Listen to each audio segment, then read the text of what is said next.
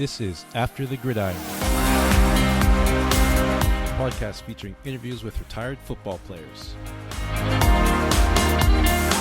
If you're a fan of After the Gridiron, make sure you subscribe to the show to ensure that you won't miss an episode. Today's episode is sponsored by Symphonies. Symphonies is an online store that provides custom clothing and accessories. They have a number of quality products available at affordable prices. They offer custom, unique, funny, and inspirational products that you won't find anywhere else. So go to www.symphonies.ca to shop for your next purchase. And as a special offer for our listeners, enter promo code GRIDIRON to get 15% off your purchase. So there's no excuse not to check it out. Again, that's www.symphonies.ca. Symphonies. Great products, great prices.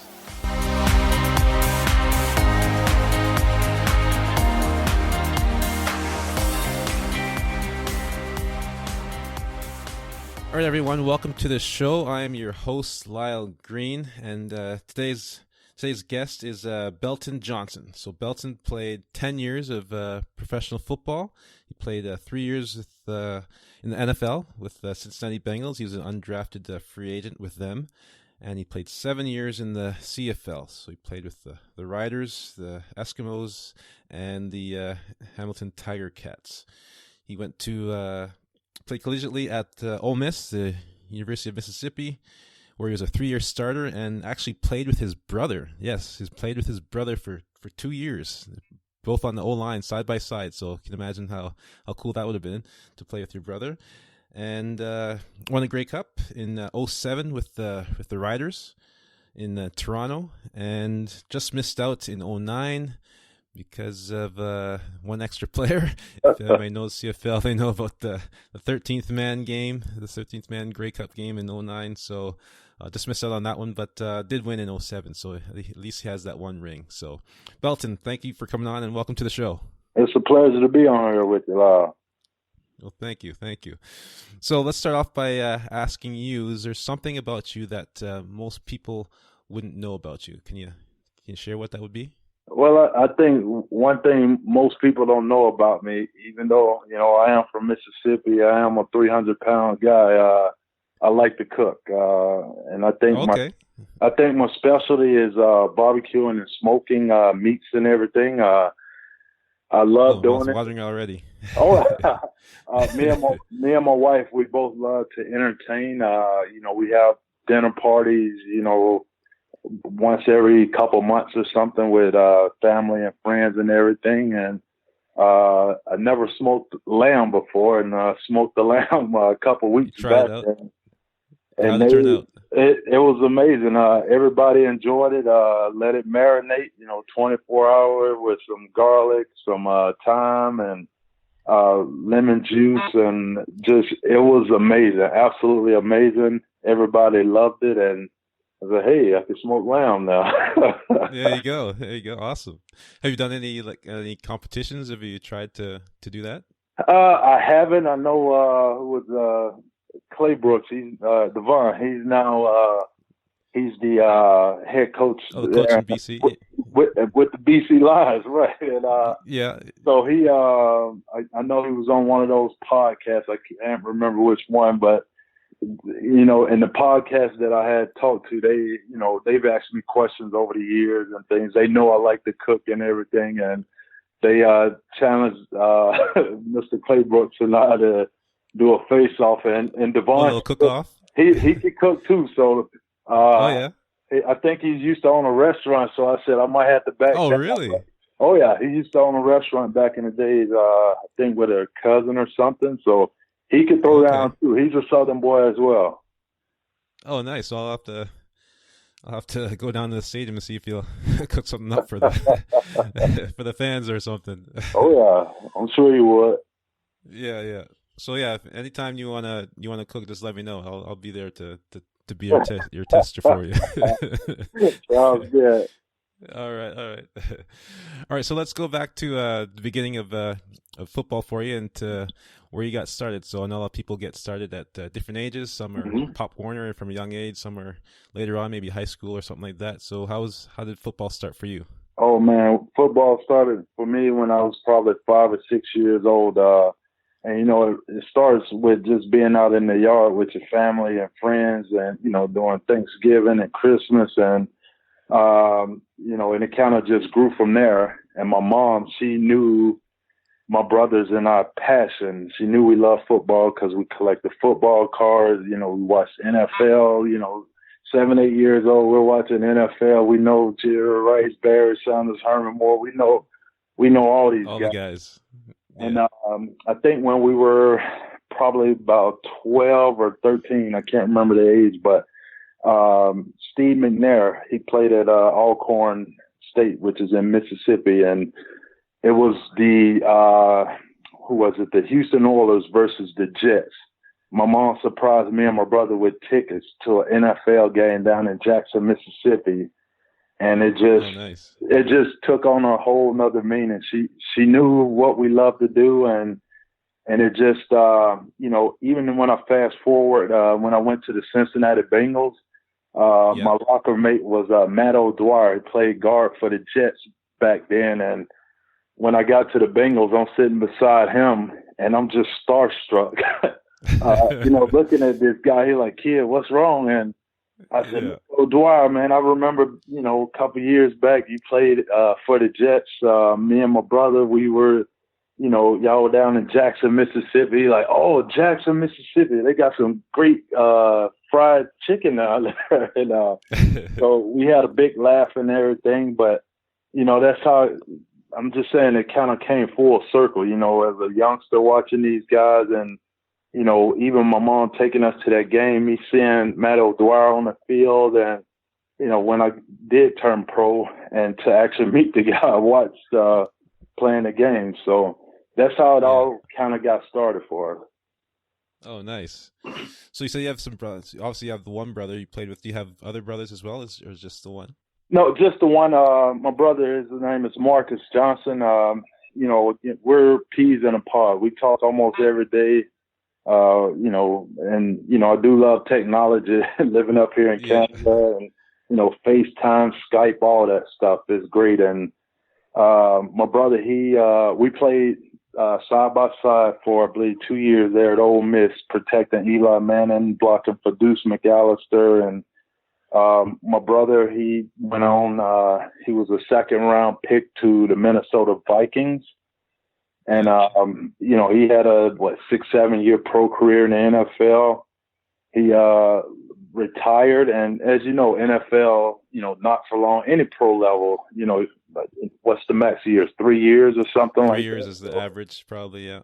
And, so he went on to coach, he coached the O-line at Duke. And if you know Duke, it's a basketball school, really. And they're not known for football much. But in the past couple of years that he was there, along with the head coach David Cutcliffe, who was our head coach at Ole Miss when we were coming up, Duke has become somewhat relevant in the football circles now. And then my brother, he got a deal to come back home to the state of Mississippi to coach for our rivalry, Mississippi State, and the SEC. Oh, trust me, it was some.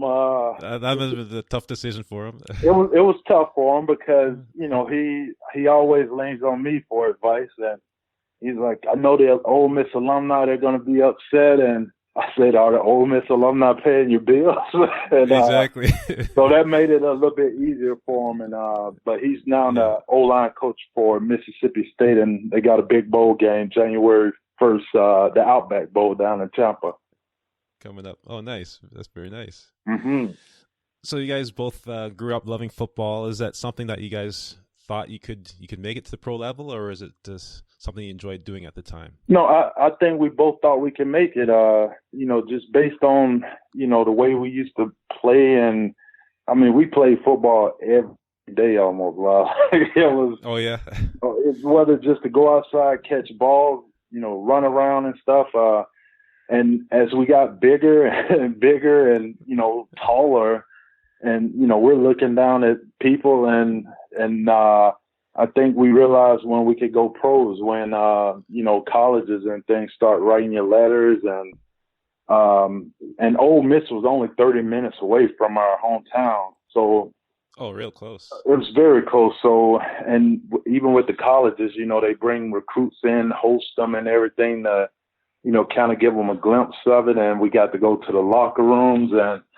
And at the time, Tuton Rez, he was an Ole Miss teammate, but me and my brother used to watch him, John Avery, Terrence Metcalf, and Todd Wade. All these guys were, first, second. I think Tuton might have been a fourth-round draft pick. But, that's how we met those guys when we were juniors and seniors in high school.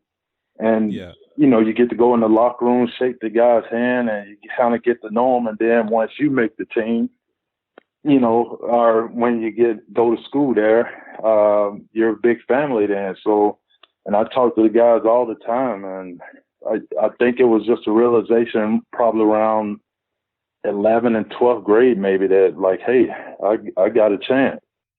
Yeah, I can do this. Mm-hmm.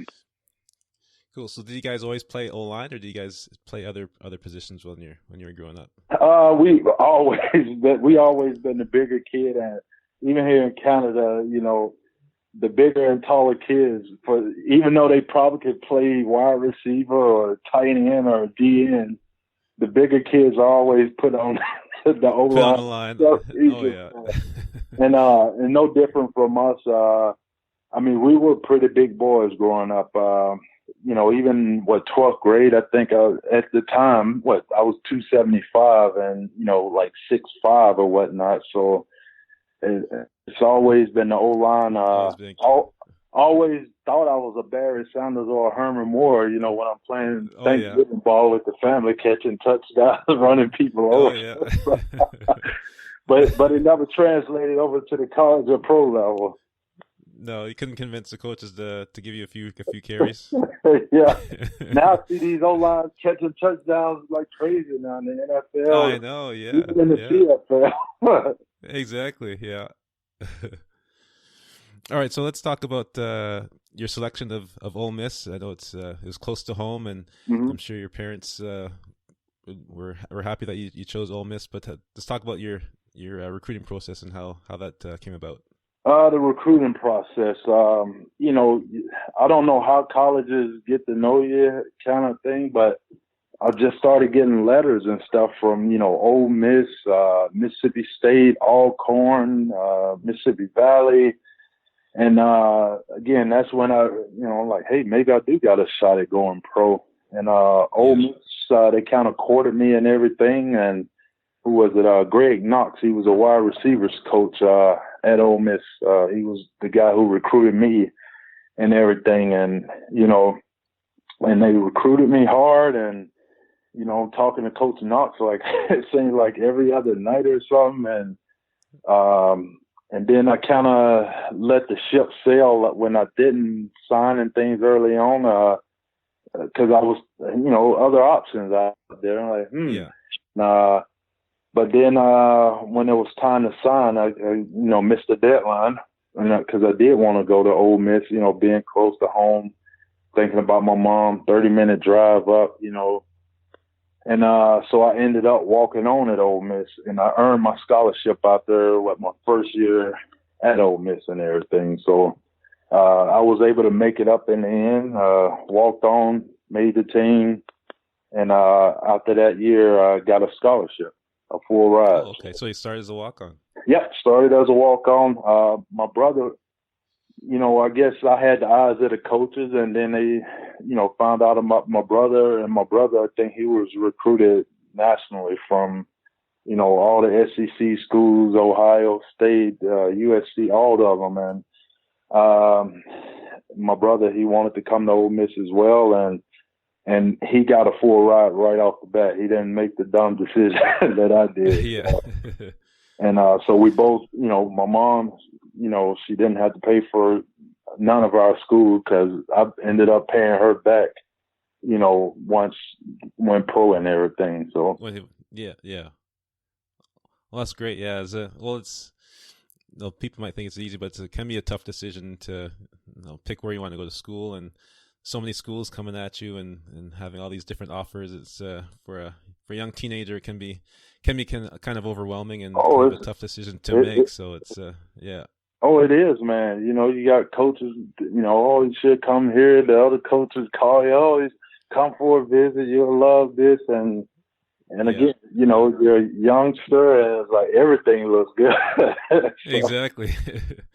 Yeah, exactly. So it's tough to make the decision, but looks like it worked out well, and you got to play with your brother. So it's definitely worked out good for you guys. Mm-hmm.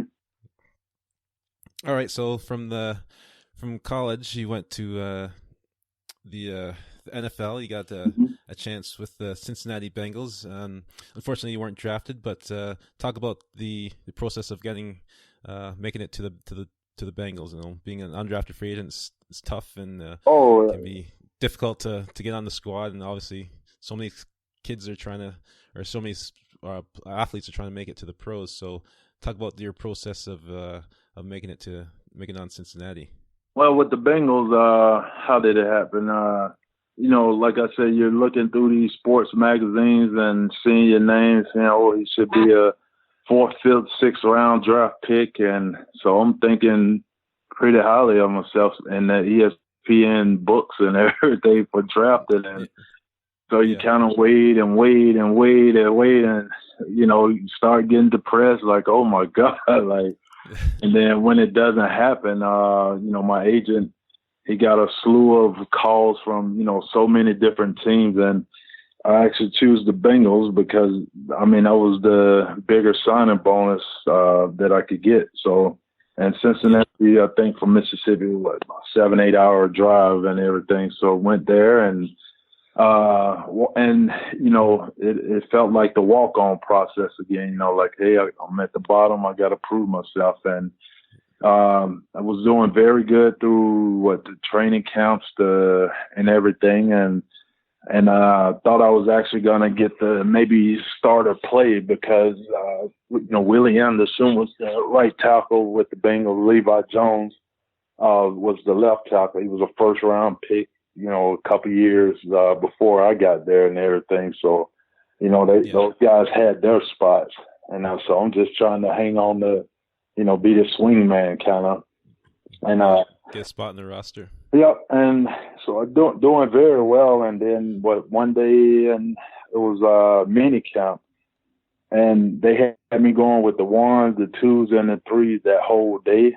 And when you go with the 3s, that's one thing. When you go with the 2s, that's one. But when you're doing the 1st string, 2nd, and 3rd, I'm like, hey, here's my shot, That's a lot, yeah. And ended up, who was blocking? Justin Smith was blocking him. And it was, we weren't coming off hard or anything, just kind of stalemated right there and just felt the pop in my knee and ended up tearing my quad tendon.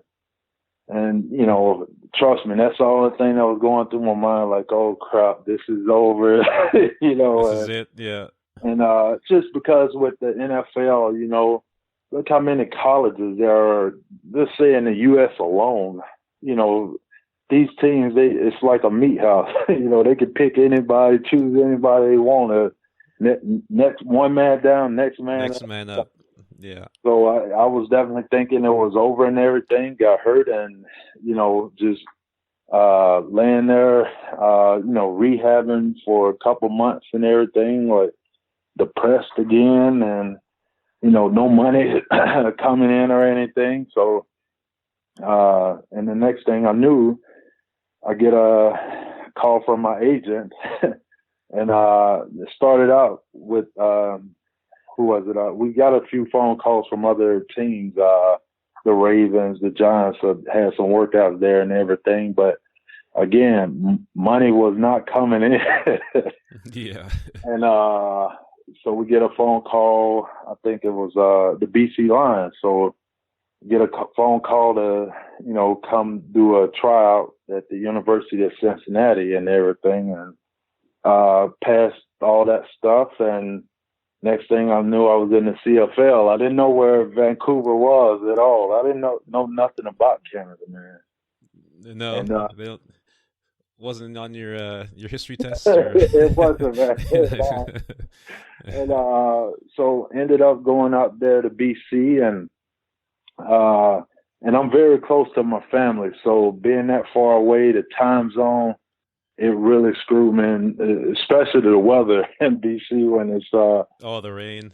The rain is looking gloomy all the time, every day. Oh yeah. And mixing training camp with that. Oh yeah, it was awful, bad man. combination. And let's say BC Lion game ended at 10 p.m. Pacific time.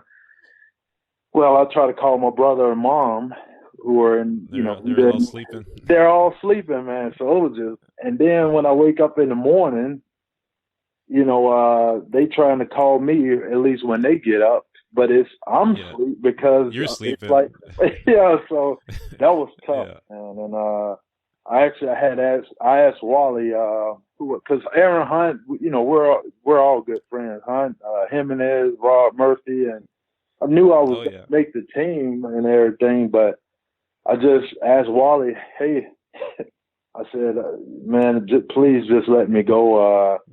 I'm not feeling right, and, told him my situation with my brother, my mom, like, just to wake up like this, it really screwed me, man. It's tough, yeah. And and when I left BC, I got back home, and like 2 weeks later, I got another phone call. Here's another opportunity, and this time it was the Blue Bombers. Yeah. I actually pulled out a map to find where it was. to see where Winnipeg is located. And at that time, my brother, he was a second-round draft pick to the Minnesota Vikings. So I'm looking at this map. I'm like, oh, man, worst case, I'm just going to hit the road 3 hours and head south. So yeah, just go visit your brother, yeah. Yeah, and the other best part about it is the Central Time Zone. So, it's 6 a.m. and 6 a.m. So if I call my brother, everybody's awake and asleep at the same time. Exactly. And and after that had happened, Eric Tillman, he became the GM for the Riders, and I did play a few games as a Bomber. And when Tillman got on with the Riders, October 2006, I believe it was. Yeah. Him and Taman made a deal, and next thing I knew, I was on a plane over to Regina, Saskatchewan, and hadn't looked back. To go back to the map? Yeah, I did go back to the map. I was like, oh, it's just next door, so I'll be okay. So, and Tillman, he got me with he knows me. Like Eric Tillman is an Ole Miss alumni, and okay. So, and he, on the team at the time, Jason Armstead, we were teammates at Ole Miss. So he started calling out a lot of the guys that I knew and stuff, and who he was bringing in, and he ended up bringing Coach Austin as a head coach, who was also an Ole Miss guy. And I was like, I'm sold. Let's go. So yeah, home away from home. It really was, man. And Regina, my hometown is only about 1,500 people, and even though Regina, really small. Yeah, and even though Regina's it's not a big city like Vancouver or Toronto or Montreal, but it has that small town vibe and everything, and that small town feel and environment. And I was at home right there, man. Yeah, that's awesome. Oh yeah. So talk about your time with with the Riders, and we had a couple Grey Cup appearances, and winning the Grey Cup in 2007. Can you talk about the experience of winning in 2007? Well, just with coming to the Riders, again, Eric Tillman was the GM, and I'm telling you, I thought we had another dynasty kind of going and everything, and that 2007 year, it was just magical because I believe we beat BC over, I think it was the West Final, I think, in Vancouver. I think we beat the BC Lions and everything, and ended up. Took us out that year. See, it was a lot of injuries, man. And then had to go on to Toronto to play the Bombers, who, Kevin Glenn had gotten hurt at the time. I think he had thrown for that season like over 5,000 yards, and I think he may have been MOP that year because he had some crazy numbers. He had a great year that year, yeah. He did, and Ryan Dinwiddie was the backup quarterback who started that Grey Cup. So I think we were all licking our chops like we got it, but it ended up being this one. It ended up being a close game because I think Dinwiddie threw 3 interceptions. And I'm gonna tell you, when we won that game, I don't know what happened after the game because it was this party central for. Oh yeah. That was the most amazing feeling. Even in Toronto, partying and everything, and you get back here to Regina, and the parade. Party continues. It did, man. It was -30 outside. We're going. Oh wow. Going down the street in a parade and freezing, and even in nighttime, it was a party for us. Like, I bet for a month straight, just everybody was. I can imagine. Because Riders only have 4 Grey Cup wins in the history of the CFL, so that was pretty special. 07. Oh yeah, that was the first win in a while for the Riders. And oh yeah, the fans there are just legendary, and they're all over the country. Everywhere you go, I remember playing in another parts of the country, and you're playing not even the Rider team, and you look in the stands and you still see green. So there's Rider fans everywhere. So for them to win that year, I'm sure the party lasted probably the whole off season. Oh, it did. It was amazing. Absolutely amazing. Yeah. All right, so let's talk about after football and your transition out of football, and near the end of your career, how did you transition out of football? Was there something that you thought you wanted to get into, or? Oh yeah, no. When my last season, I was with the Edmonton Eskimos, and the GM, amazing, was Eric Tillman at the time. So again, again, and so I go into Edmonton 2012 thinking I'm gonna be the starter, and him and Cavis, I don't know if they communicated things much or not, but I knew it was time to give football up when the politics of things started kind of taking over, and I would start a game and then not start a game, and I'm like no, not injured or nothing. So to me, the writing was on the wall and everything, and I just finished that 2012 season. I told him, this is it for me. I don't like to be kind of pulled around and everything, because, again, whether with Tillman or Cavis, things weren't organized properly, in my opinion. It's certain things you do, if you're not going to play me, just tell me, don't drag me around. Yeah.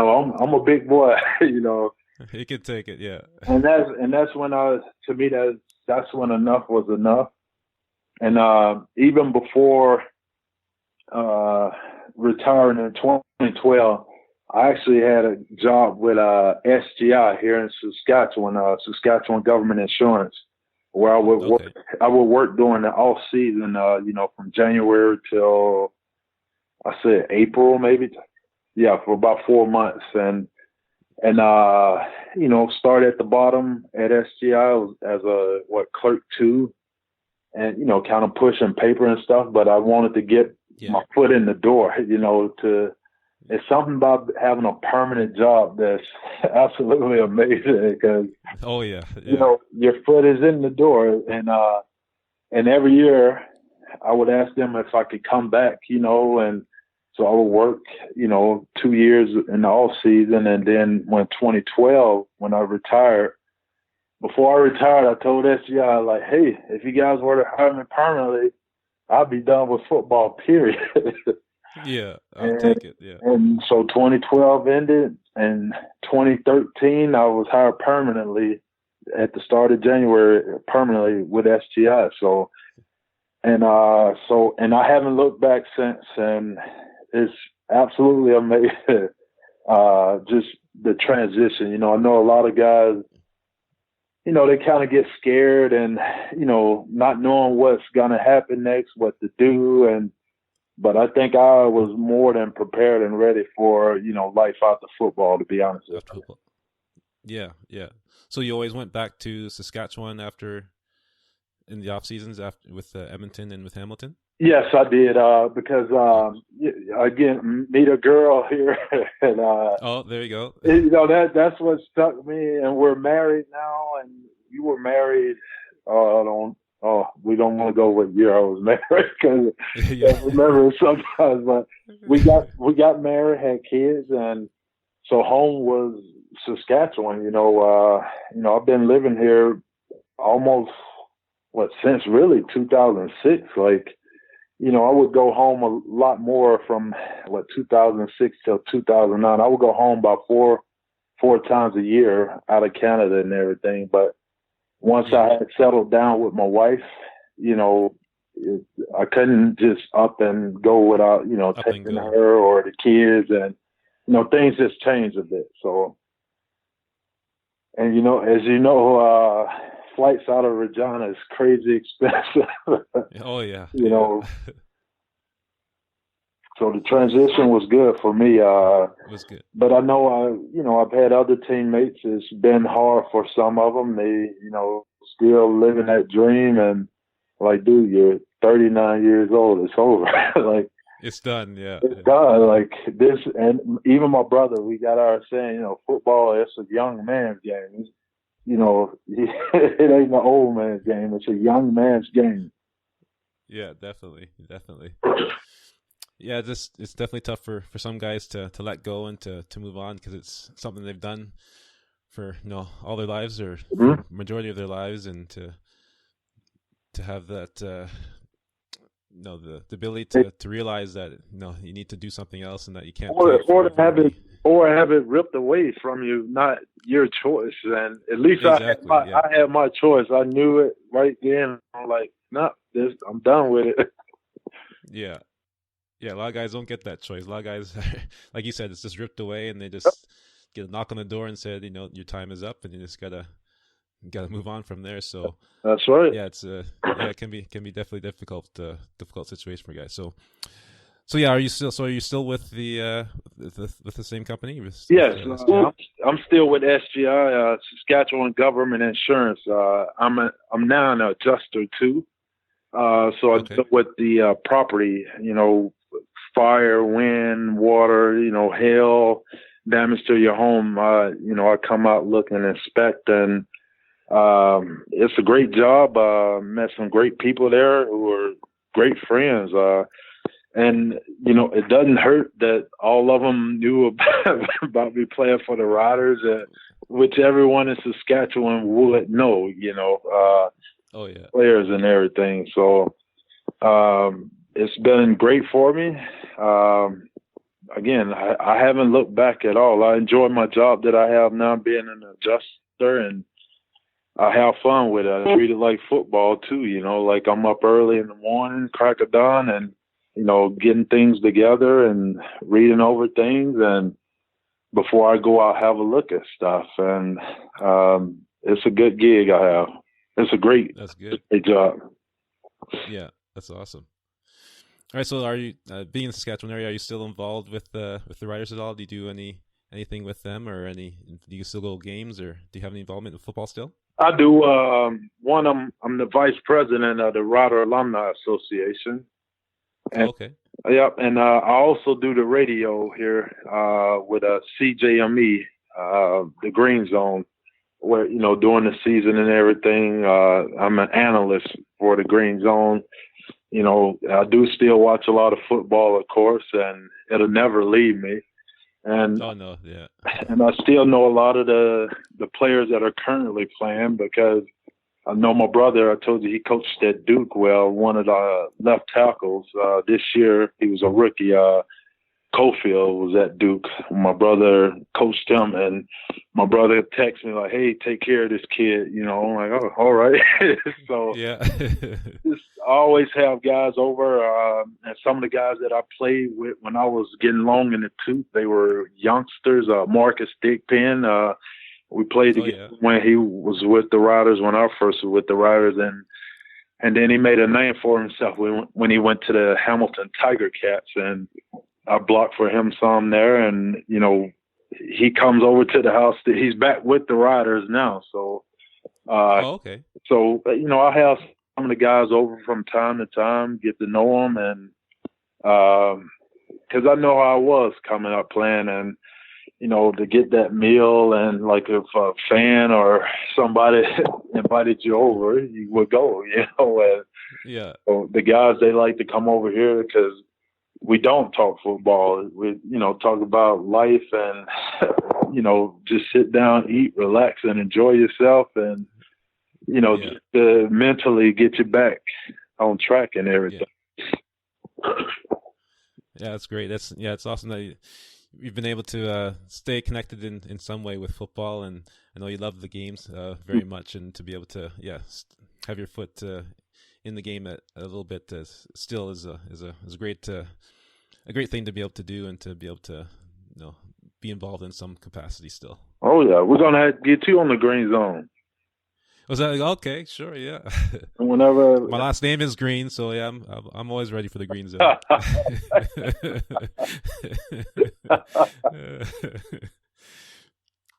All right, so we'll just finish off here, Belton, with what I call the top of the mountain moment. So, looking back on your journey through football, and now that you're at the top of the mountain of your journey, and looking back down on how you got to where you are right now, and all the journey and the struggles and the triumphs that you went through. Is there a favorite story or favorite memory or a struggle or anything that you want to share that maybe you can share with the younger players coming up and that they're going through football, and something that might encourage them? So what do you want to share about your journey so far? I'll tell you my one story. When I first was at Ole Miss, I told you I had to walk on and everything. You talk about accountability and all that stuff.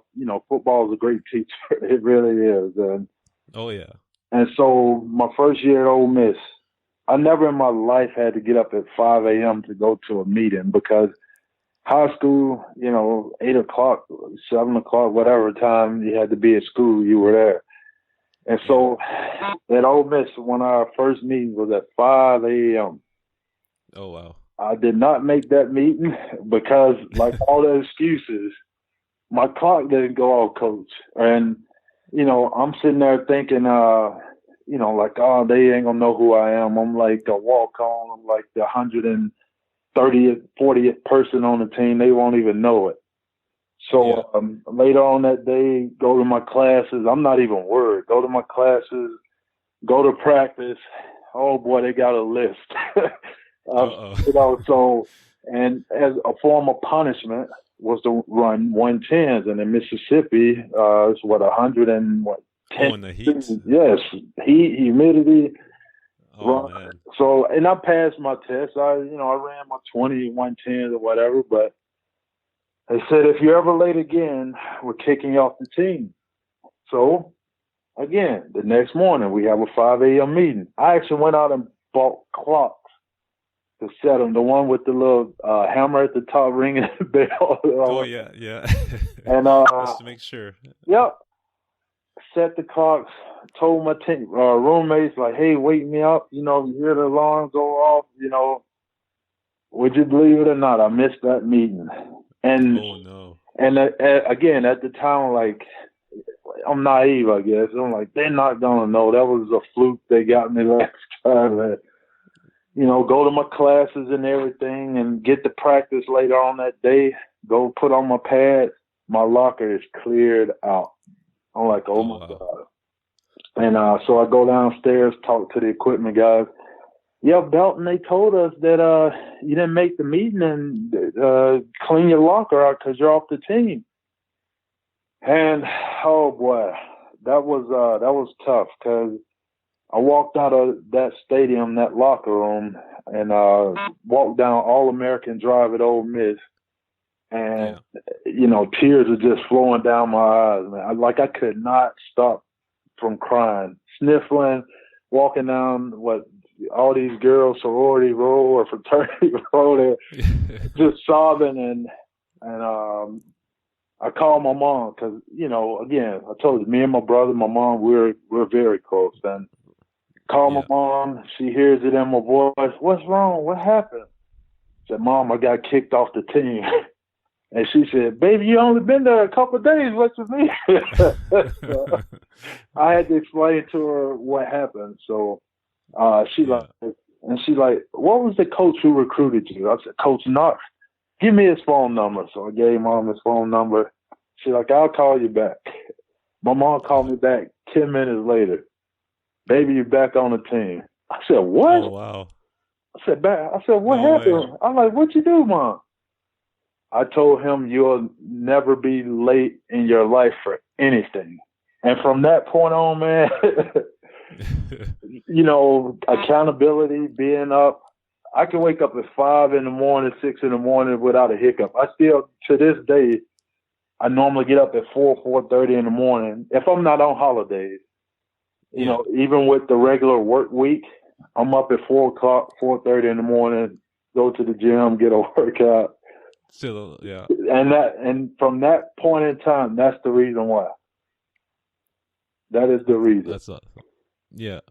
So that's all. Yeah. When you get through those, when adversity hits and things happen, and it seems like you lose an opportunity when you do get that back, when you get that grace or that mercy to be able to go back, you definitely appreciate it, and you definitely make the adjustments in your life, to make sure it doesn't happen again. So, and that's why I don't. Definitely thankful for those times. And that's why I don't regret anything the way things were done. I wouldn't change a thing about me coming up playing ball and everything, because you learn from those lessons and everything. You learn, yeah, definitely. Well, Belton, thank you so much for coming on the show. I definitely appreciate you coming on and for your time today. And I'm not sure if you have any social media, if you're on social media at all, but if you are, you can share those your tags or your contact info, and if anybody wants to follow you or get a hold of you. Do you have any? Oh yeah, Instagram or Twitter or anything? No, I'm on Facebook. Belton Johnson. I'm on LinkedIn. Belton Johnson, and Twitter is bjizzle56. So, and I'm all over social media. Okay, there we go. Nice.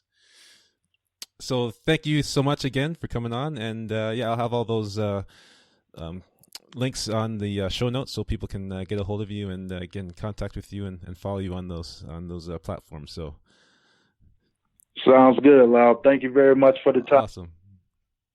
Thank you, Jason. Thank you, Belton, and we'll be in touch again. Sounds good. All right, take care. You as well.